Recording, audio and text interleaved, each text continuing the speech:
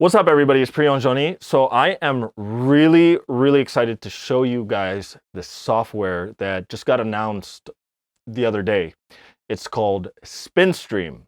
And the reason why I'm excited is because it has this little feature that's going to help a lot of you guys who are dealing with copyright flagging and takedowns when you're live streaming your DJ sets. But first, a word from our sponsor, Direct Music Service. DMS is an online database for working DJs and mix artists. It's the one-stop shop where you can get your music from for your gigs. It's a searchable, organized database with thousands of edits, remixes, and different versions of your favorite tracks from many different genres. What's also awesome about Direct Music Service, if you're always on the road just like me, they have this awesome mobile app so that you could search your favorite tunes, put them on a wish list, and they'll be ready for you on your Dropbox folder when you get home. You can now save some money and get a discount using one of these two coupon codes. Use the code PJMonthly and get 30% off your first month off any monthly subscription. Use the coupon code PJYearly and get 10% off your entire first year of any yearly subscription. Go to directmusicservice.com today to sign up. So I saw a couple videos doing a review and an announcement on what Spinstream is and what it does. In a nutshell, what it does is it simply takes your digital DJ mixer with a built-in interface or your DJ controller, and it allows you to access the recording output on it so that you can route it to the channels that OBS can read. One of the limitations with OBS is that it only reads channels 1 and 2 on any audio card. And a lot of times the recording output on DJ mixers are on channels 5 and 6 or beyond that. Spinstream is basically a substitute to any virtual routing software that you would need, like Loopback, Soundflower, I believe. So you can simply take the channels for a recording output and bring them to 1 and 2. It's way easier than some of the methods out there where it's required to create an aggregate device or use expensive virtual routing software like Loopback. I don't need to go into too much detail about it. I think it's well covered on YouTube. But the secondary feature it has that caught my eye is called streaming security. It's just a little checkbox that you can toggle on and off on Spinstream. What exactly is it? Well, let me paraphrase what Mojack said. He said it does something inaudible to the audio signal so that it helps mask it from the copyright censors on social media. So before I go any further, I just want to clarify that this video is for educational purposes only. It's not here to encourage anybody from violating their terms of service on their membership of any social media or to violate any copyright laws. So when I first downloaded it, I wanted to try it out on my voice just to see how it modifies the audio signal. And the first thing you notice when you toggle the feature, there's a notice that says, if using a mic through the mixer, this feature will slightly alter your voice. That right there gave me the indication that it's going to be a pitch shifting, time stretching type of alteration. So I went ahead and tried it with my voice, and I noticed that my voice was a little deeper when I have the feature toggled on versus when it's toggled off. What's up, everyone? So this is a test of my voice using Spinstream with the streaming security off. And now this is a test of my voice with the streaming security on. I wouldn't say it's as low as Darth Vader low, but you kind of notice it a little bit. So I also wanted to figure out how low exactly is this feature pitching down the audio. So I played one of my songs, Sound of the Sea, on the vocal part, and I was noodling along with the piano. And when I toggled the streaming security on, I could tell that it's just going down by one semitone.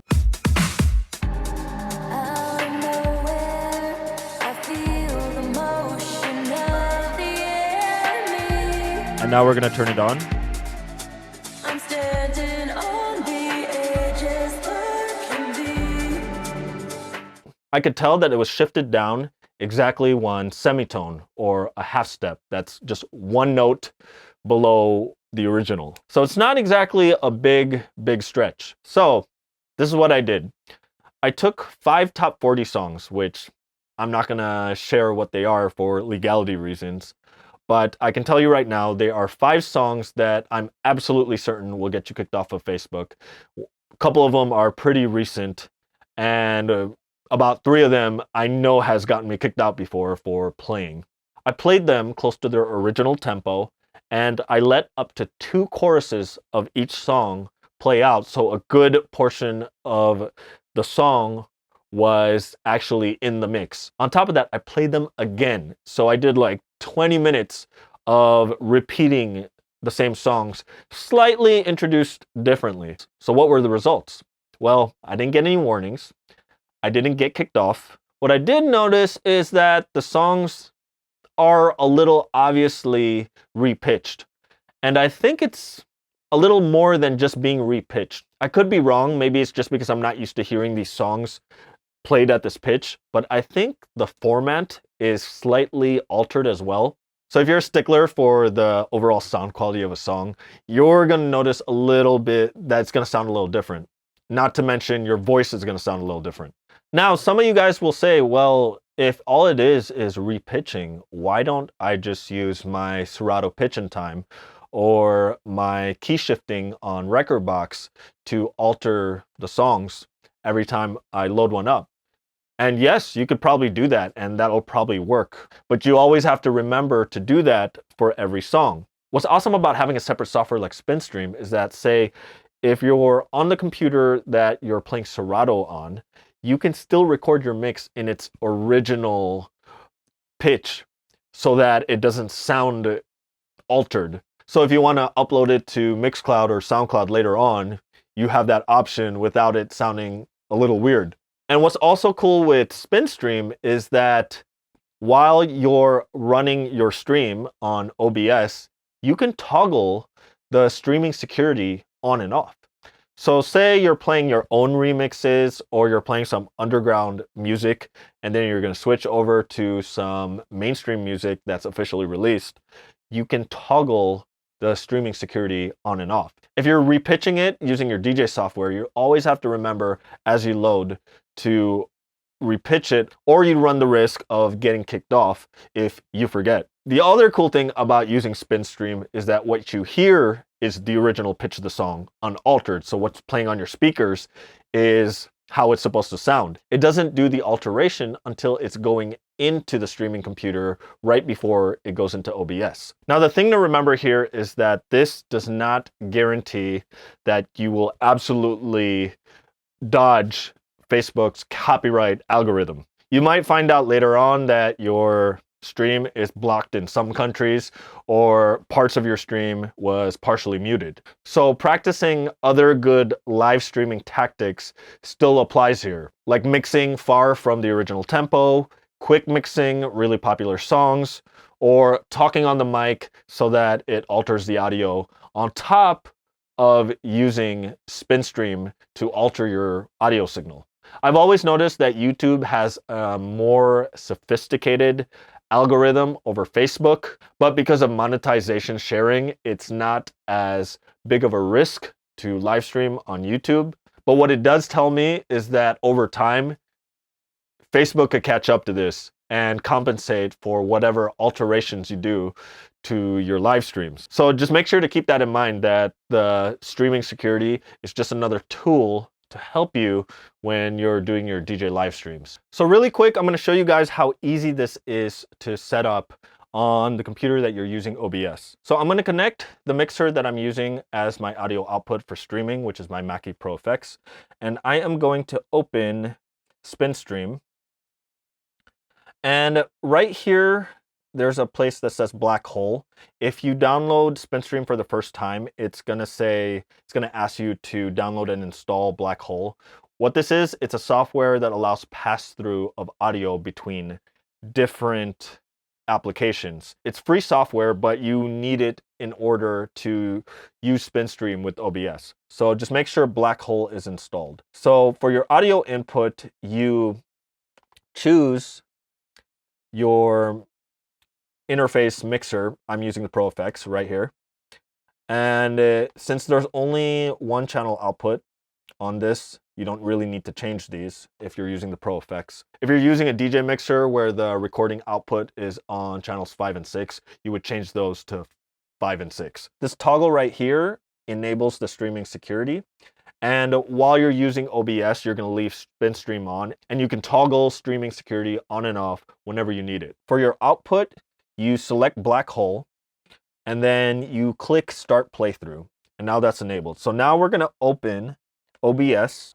So for my audio device where it says Mic Auxiliary, we're gonna go into Properties, and then we're gonna select Black Hole.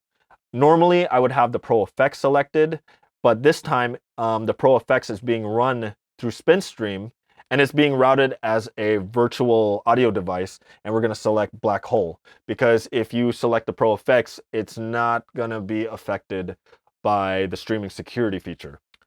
Now you press OK, and that's simply how it works, and it only cost $20. What does that $20 include? Well, $20 is only good for one license for one computer. So if you need this on 2 laptops, you need to buy one for each laptop that you're going to be using it on. So yeah, that's how the streaming security feature works on the brand new software called Spinstream. Oh, and one more thing. If the developers of Spinstream are watching this, a couple things I would put on my wish list to see on the software. It would be really cool if you could put a compressor and a limiter on the application. I use a compressor and limiter when I'm using OBS, but I can also see that Spinstream, because of the audio pass-through, be used when you're doing a show that cannot be run on OBS. For example, if you're doing a show for a client through StreamYard and they're restreaming it to multiple platforms, I can definitely use Spinstream to alter the audio with the streaming security, but I don't have my OBS compressor and limiter. Clipping and distortion seems to be one of the things that plague a lot of DJ live streams, and my solution for that is using a compressor and limiter to give you more of that broadcast limitation, but keep your audio as loud as possible without clipping. So would love to see the software expand to include little features like that for broadcast. If you got any questions, comments, or anything to add about the new Spinstream software, please leave them in the comment section below. Would love to hear your thoughts, answer any questions, or learn anything new from you guys that I haven't covered in this video today. If you like this video, please smash that like button. And if it's your first time here and you found this video useful, please click that subscribe button, and don't forget to click that little bell icon so you get a notification the next time I upload a video. And also don't forget to add me on social media. I'm also on Facebook and Instagram. All right, really appreciate you guys for watching. Thanks, take care, and stay healthy.